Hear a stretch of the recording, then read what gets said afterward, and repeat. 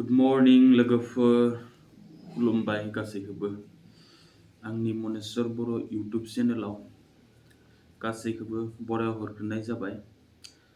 आं दिनै नोंथांमोननि सेराव मोनसे फिसा गिफ्ट शेयार खालामनो नागिरदों आरोना लोगोफोर। स' नोंथांमोना बिखौ नायलांदो आरोना।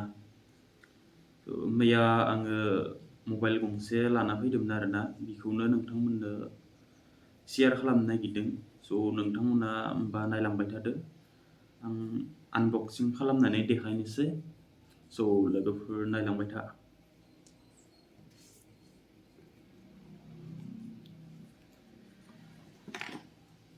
बेनो आरोना लोगोफोर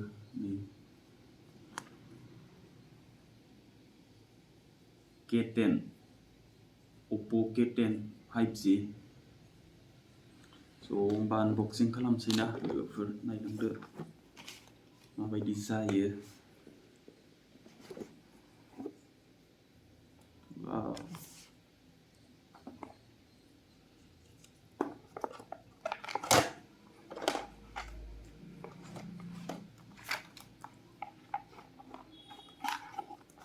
स' लोगोफोर नै मबाइला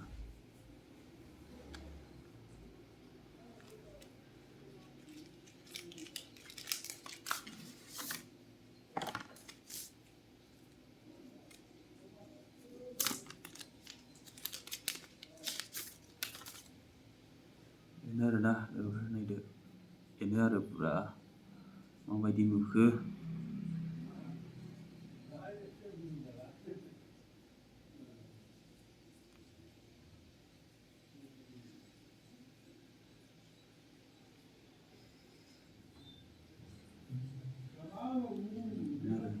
नायदो लोगोफोर बेनो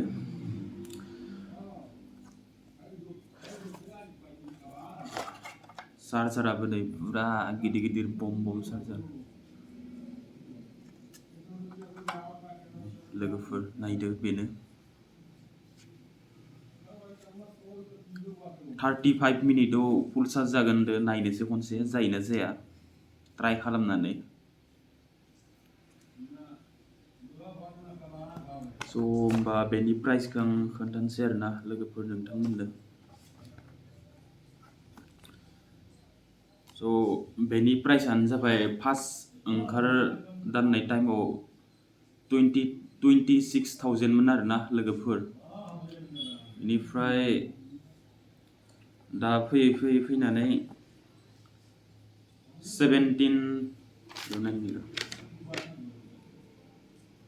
17,499 लोगोफोर बेयाव मोनफैदो आरोना। ओमफ्राय आं लानानै फैबाय आरो इखौनो ओमफ्राय माने लोगोफोर आंना डाइरेक्ट माने केस फैसा होखानो हायासैना बेनिखाय माने फाइनेन्सआव लाना फैदो आरोना फाइनेन्सआवसो लाना फैदों मबाइलखौ। ओमफ्राय माने बांद्राय गोलैबाय आरो फाइनेन्सआव लानाखाय।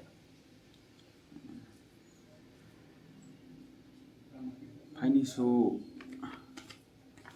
लाना बेसेबां गोलैदो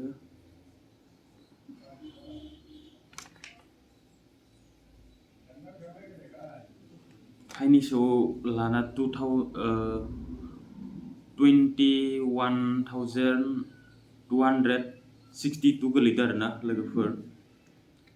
ओरैनो मबाइलनि दामाथ' डाइरेक्ट केस फैसा होना लाना फैबा 17,499 मोन। ओमफ्राय माने डिसकाउन्ट होनानै लाना सरि दे लोगोफोर डाउन पेमेन्ट होनानै लाना फैदो आरोना लोगोफोर एसे 6,870 डाउन पेमेन्ट होनानै लाना फैदो। बेनिफ्राय मांखो बुजायनांसिगोन आरोना 2056 करि मास मोनसेयाव 2056 करि होनांगोन माने 7 मांखोआव जोबगोन आरोना 7 मान्थआव। बेनो आरोना लोगोफोर नोंथांमोननो शेयार खालामनो गोनाङा आङो।